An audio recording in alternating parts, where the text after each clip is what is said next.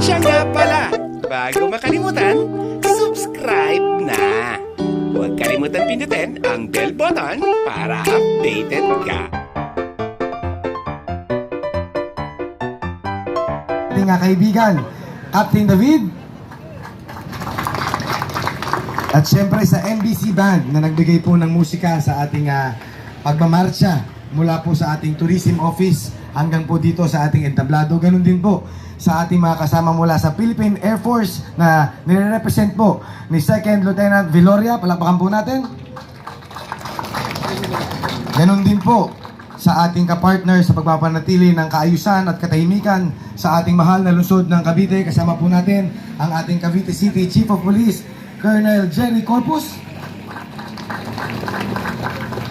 At syempre po, sa ating pong laging kaagapay sa pagtutok sa ating mga kabataan, sa bumubuo po ng DepEd family na nirepresenta ng ating ASDS, Ma'am Alona. Palakpakan po natin. Hello po, good morning. Ng kasaysayan ng ating mahal na bayani na si Don Julian Felipe. Palakpakan po natin, Sir Ronald Valderosa.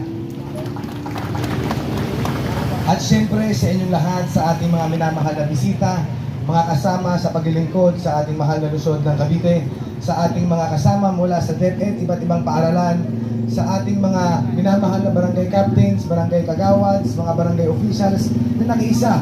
Kaya po naging successful muli ang ating selebrasyon ng Julian Felipe Day sa lahat po ng mga andito ngayon upang makinig at tunghayan ang ating programa, A Pleasant Morning to Everyone. Nakakatuwa po na after 162 days ay andito pa rin po tayo at nagsasama-sama upang i-celebrate ang kapanganakan ng isang katanging-tanging Caviteño na kinikilala hindi lamang po sa ating lungsod kundi sa buong bansang Pilipinas. Na lagi po nating naririnig ang kanyang nilikha tuwing nagkakaroon po tayo ng flag ceremony. Nakakatuwa po bilang isang Caviteño at maging isang inspirasyon po ang kanyang ginawang kabayanihan para sa ating lahat. Habang aking pong binabasa at nagsasaliksik patungkol po sa kasaysayan ng ating mahal na si Don Julian Reyes Felipe, ay mayroon pong isang interview na nakapukaw ng aking pansin. Isa pong interview na nagtanong po sa kanya kung ano ang kanyang masasabi sa kanyang nilikha na ating pambansang awit. Ang kanyang sagot ay napakasimple. Sinabi niya na there is nothing special. Ibig pong sabihin para sa kanya, wala pong special siyang ginawa o special na effort na ginawa para po sa pagsulapat ng musika sa ating pambansang awit.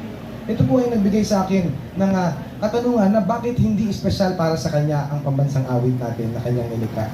Bakit para sa kanya ay isang ordinaryong kanta lamang to na kanyang nilikha.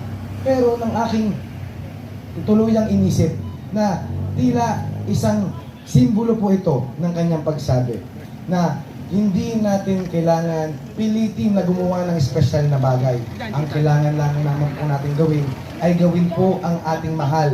Ang ilagay po natin ang ating pagmamahal sa ating ginagawa at magiging espesyal po ito pagdating ng araw at sa mata ng ating mga minamahal na nakakarinig ng musika nito. At nawa po ay maging inspirasyon po sa ating lahat ito na hindi po natin kailangan pilitin, no? At ibigay ang ating lahat ng ating oras para gumawa ng isang espesyal na bagay. We just need, no, to put our love to our to the best of our ability, and it will become special in its own right. So yun po, sana ang ma-share po natin sa ating mga mahal na kabataan na basta po mahalin natin ang ating ginagawa at magiging special po ang bawat bagay na ating ginagawa. Kaya sa ating lahat po, mga mahal kong Caviteño, sama-sama po natin na ipagdiwang ang kapanganakan ng ating mahal na pambansang bayani si Don Julian Reyes. Maraming salamat po sa inyo. Maraming salamat po sa